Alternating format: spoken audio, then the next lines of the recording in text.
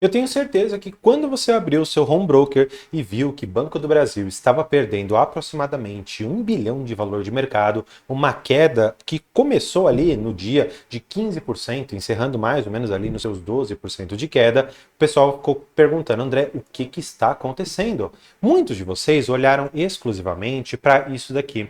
Olharam para o lucro que caiu 20% ou para esse lucro contábil que caiu quase 23%, né? Então, era um banco que estava ali beirando os seus 40 bilhões de lucro por ano e agora talvez a gente já tenha uma outra realidade. Eventualmente, desses 40, a gente cai para alguma coisa mais próxima ali dos seus 28, 30 bilhões de lucro.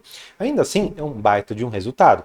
Entretanto, claro, a gente sempre tem que olhar para as companhias através de valuations, e é o que eu sempre vou falar aqui para vocês. E, logicamente, para a gente entender essa nova dinâmica estabelecida pelo Conselho Monetário Nacional, eu preciso explicar aqui para vocês o que essas resoluções trouxeram de diferença, para que a gente consiga, então, aferir de forma clara se houve ou não alguma perda de fundamento, se o banco vai deixar de ser lucrativo, coisa assim do gênero. Eu já antecipo, não vai ser. Se você está com essa dúvida, com certeza você está ali extremamente desinformado a respeito do seu investimento. Mas, claro, você precisa entender a nova realidade. Para isso, eu preciso, assim, obrigatoriamente trazer vocês para um conceito básico a respeito da diferença de regime de caixa e de competência, porque isso foi basicamente o que impactou os resultados do Banco do Brasil, e não só do Banco do Brasil, de outros bancos que eu ainda vou trabalhar com vocês ao longo do vídeo. Então, vamos para a tela para a gente entender a seguinte dinâmica. Eu vou tentar fazer isso através de um exemplo bastante simples. Vamos imaginar que a Maria, ela chegou, bateu na porta ali do Banco do Brasil, e ela falou, olha, eu preciso que vocês me emprestem uma quantia de 10 mil reais. E eu vou fazer o seguinte, eu vou te pagar uns juros de 12% ao ano. Legal. Então, o Banco do Brasil fala, maravilha, vou te emprestar, você tem um excelente score de crédito. Só que, na antiga resolução, você tinha um negócio chamado regime de competência. Nesse daqui, o Banco do Brasil ele falava o seguinte, olha, a Mariazinha pegou comigo 10 mil reais, que seria o principal, e ela vai me pagar 12% de juros. Então, eu vou fazer o seguinte, ela vai me pagar isso ao longo de 2025, mas eu vou fazer o seguinte, eu vou reconhecer o resultado agora. Então, a Mariazinha, ela pagaria isso tudo do mês 1 até o mês 12.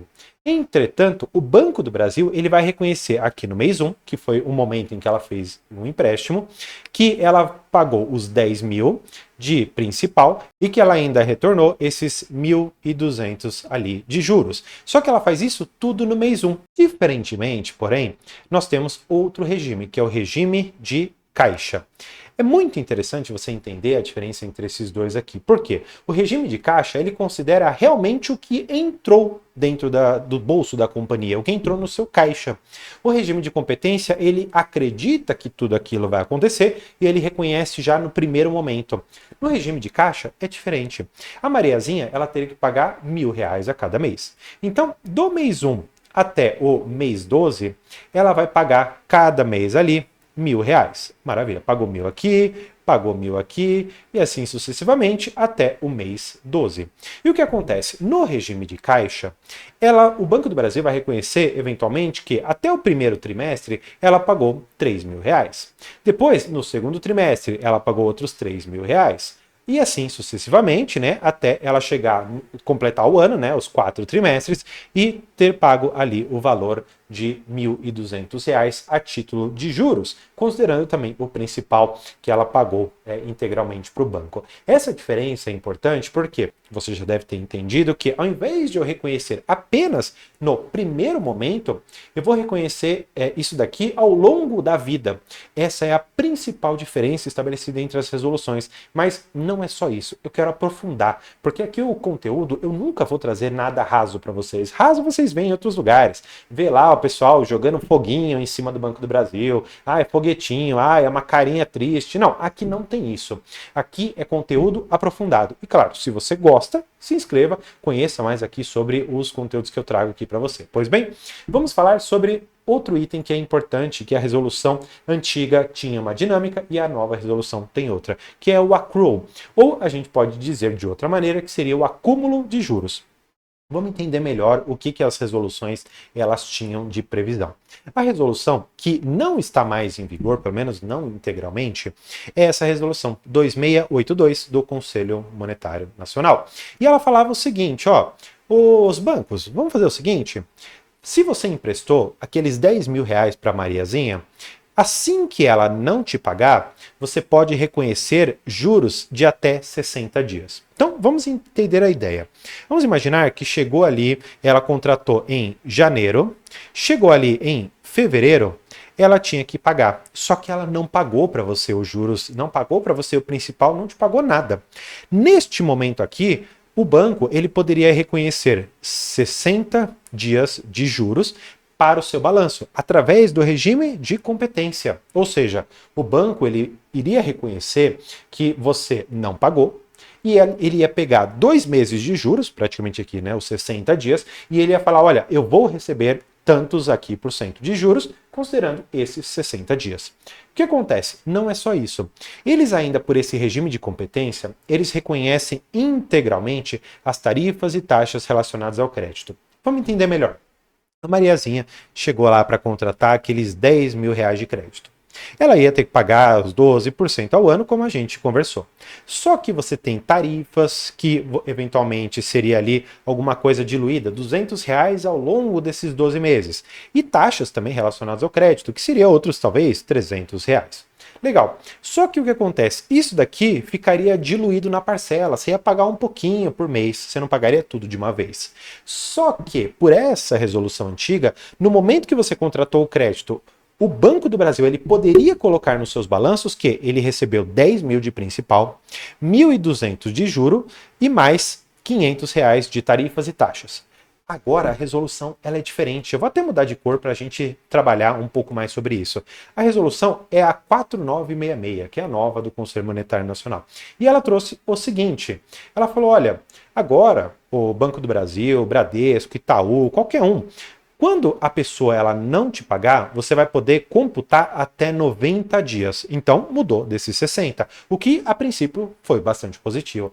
Entretanto, quando a gente estiver falando de operações em estágio 3, que logo no próximo slide eu vou te explicar o que é, você só vai poder reconhecer os juros através de regime de caixa. Ou seja, se aquela pessoa que não te pagou e é uma operação de estágio nível 3, que é um dos piores que tem, você só vai poder reconhecer esses juros se ele entrar no seu caixa. Da mesma maneira, as tarifas e taxas elas só vão ser reconhecidas ao longo da vida. O que eu quero dizer? Você tem ali o mês 1 até o mês 12. Ao invés de você reconhecer, como na resolução antiga, tudo no primeiro momento, você vai reconhecer 12 avos. Ou seja, a cada mês você vai reconhecendo um pouquinho das tarifas e taxas, porque essas tarifas e taxas, elas só realmente vão entrar no seu balanço, elas só realmente vão entrar para dentro, vamos dizer assim, do bolso do Banco do Brasil ou de qualquer outra instituição, quando for pago, e não no primeiro momento, porque você não sai já da instituição pagando tudo de uma vez, você vai pagando aos poucos, e é isso que essa resolução trouxe. Mas não é só, nós vamos para principal parte e que foi o que impactou fortemente o Banco do Brasil. Então, presta muita atenção, porque aqui é importantíssimo. Vamos lá, pessoal. Eu vou falar com vocês agora do PDD. Maravilha. Provisão para devedores duvidosos, que todos vocês com certeza conhecem. Vou voltar aqui para o verde para a gente falar sobre a antiga. Provisão para devedores duvidosos, na antiga resolução, ela olhava da seguinte maneira. Ela olhava para o passado. Vocês já vão entender o que eu quero dizer com passado. Por quê? Ele falava o seguinte, olha, você não precisa olhar nada. Nada. Você só precisa ver se a pessoa teve algum atraso. Então, se a pessoa é um duplo A, e ela tem um risco mínimo e ela não atrasou nada, você não precisa provisionar nada, banco. Fica tranquilo. Agora, se a pessoa é um crédito A, já tem um risco um pouco mais baixo e ela teve um atraso de até 14 dias aqui para pagar, você tem que fazer uma PDD de 0,5%.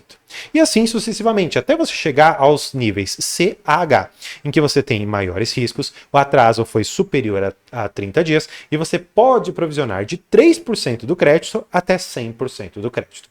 Isso daqui é um pouco aberto. Por quê? Se o banco ele falasse, olha, eu vou provisionar todo mundo 3%, poxa, pode ser um banco um pouco mais arriscado. Ah, vou provisionar tudo 100%, poxa, pode ser um banco que vai matar a rentabilidade. Então, eles precisavam ter mais ou menos uma mescla. Como que eles faziam isso, né? crédito C até o H, você tem alguns aqui no meio. Então, vamos imaginar o seguinte, né? O André é um crédito nível C. Então, ele está atrasando ali o pagamento acima de 30 dias, ele está entrando no cheque especial, no rotativo, mas ele está pagando. Então, eu vou provisionar para ele apenas 3%. Ele está enrolado, mas está pagando. Só que você tem, eventualmente, o Joãozinho.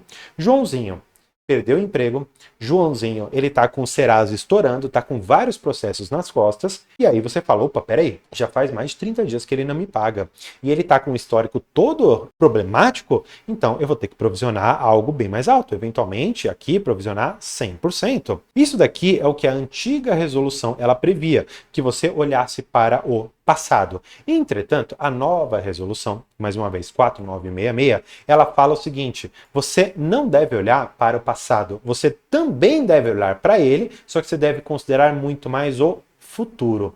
Fazer quase que um exercício de futurologia. Como assim, né? Vamos entender um pouco melhor. Ao invés de eu olhar exclusivamente para o passado, pensar se a pessoa atrasou o pagamento, eu vou olhar para o futuro. Imaginar o seguinte, olha, o Josézinho, ele tem ali uma padaria. Essa padaria já tem 20 anos que ela está ali de pé, ela sempre deu lucro, ele sempre pegou empréstimo com essa instituição e ele sempre pagou em dia, nunca atrasou uma parcela. E você tem agora uma outra pessoa, sei lá, o Kaique. E o Kaique, ele tem um problema um pouco maior de crédito. Ele tem uma empresa também, só que é uma empresa que eventualmente está no segmento que não é tão legal, é um segmento que, considerando as nossas taxas de juros que cada vez vem mais subindo, é um segmento muito difícil de ele ganhar dinheiro. Então, eu como banco já tenho que me antecipar e fazer uma provisão para essa pessoa que pode não me pagar da melhor maneira. Mas eu não posso desconsiderar o passado. Eu tenho que olhar também se ele teve algum atraso. E aí tentar mesclar o passado com o futuro e fazer uma provisão um pouco mais bem bolada. Vamos entender um pouco melhor, né? Essa resolução, ela mudou uma coisa interessante. Ela trouxe para nós um modelo de estágios. Estágios para realizar a provisão para devedores duvidosos. No primeiro estágio, a gente considera o seguinte: atrasos de até 30 dias, você pode fazer a provisão. Só que sobre um crédito de, no máximo, 12 meses. O que isso quer dizer, André? Não sei se eu entendi da melhor forma. Legal, eu vou desenhar aqui para vocês, que eu adoro fazer esses desenhos. Vamos lá, vamos entender a dinâmica. Vamos imaginar que essa pessoa pegou um crédito de 36 meses. Então, é um crédito de 3 anos. O que acontece? Vamos colocar aqui na linha. Tem aqui o ano 1, tem aqui o ano 2 e tem aqui em diante o ano 3. O que acontece? Vamos imaginar que esse daqui é um devedor que está em estágio 1. Se ele não pagou, se a inadimplência dele bateu aqui, o que o banco vai fazer? Ele vai pegar e fazer uma PDD apenas dos 12 meses. Só que é uma provisão que vai ficar em percentual em cima desses 12 meses. Melhorando o que eu quero dizer. Se nesses 12 meses de contrato ele tinha que te pagar eventualmente 10 mil reais, mais eventualmente R$ 1.000 de juros, o que você vai fazer? Você vai provisionar um percentual que pode chegar até 12 meses de contrato. Se você perceber que não é necessário provisionar muito, porque foi um atraso pontual, legal, você provisiona, sei lá, 1%. Agora, você percebe que a situação já vai ficar mais complicada, eventualmente você pode fazer um provisionamento de 10%. Só que em cima só de 12 meses. E legal, você já entendeu aqui, agora vamos voltar aqui para essa parte da resolução. Como eu te falei, você tem o estágio 1, que fica até os 12 meses. Você tem o estágio 2, que é um atraso superior a 30 dias e até 90 dias. Você pode fazer uma provisão agora sobre todo o crédito. Vamos entender mais uma vez? Vamos voltar lá para o que eu te mostrei naquele desenho. Legal. Aqui, ó, ao invés de você provisionar apenas esses 12 primeiros meses, você vai poder fazer um provisionamento que engloba esse primeiro e todo o resto aquele do crédito. Então, se você tinha que me pagar ao longo desse tempo 30 mil reais e você tinha que me pagar eventualmente 3 mil reais de juros, você pode aplicar o percentual de 1 ou 10%. Isso depois a resolução ela traz melhor. Mas você agora, ao invés de 12, você pode provisionar sobre todo o crédito. Então, 1% em cima de 10 mil é diferente de 1% em cima de 30 mil. É basicamente essa diferença. E nesse daqui, se o atraso é superior a 30, e no verdinho é se o atraso ele é inferior a 30 dias, na verdade, igual ou inferior a 30 dias. Legal. Até aqui eu aposto que você está entendendo e agora nós vamos para uma das mudanças mais interessantes que a resolução trouxe. Por quê? Ela fala que os atrasos acima de 90 dias, maravilha, você vai fazer o provisionamento de até 100% do crédito, mais ou menos como a gente tinha aqui nessa parte de baixo. Entretanto, ela fala o seguinte, ó, você ainda pode fazer o seguinte, se o atraso for superior a 100 dias ou se for alto o risco de crédito. Vamos entender melhor. Vamos imaginar que eu sou um péssimo pagador. Meu nome está no Serasa, tenho processo, o oficial de justiça já penhorou tudo na minha casa e o banco sabe disso. E aí ele fala, eu vou emprestar dinheiro para o André, porque, enfim, parece que é interessante. O que eu vou fazer? Ele é um alto risco de crédito para a gente. É muito perigoso emprestar dinheiro para uma pessoa que provavelmente não vai pagar. Então, considerando esse histórico que o André tem, é melhor eu provisionar 100% eventualmente, ou até 100%. Portanto, essa nova dinâmica trouxe para a companhia, além de olhar para o passado, olhar para o futuro, pensar se aquela pessoa para a qual você está emprestando é um alto risco de crédito. E isso trouxe um impacto grande aqui na PDD. Eu sempre gosto de lembrar para você o seguinte, né?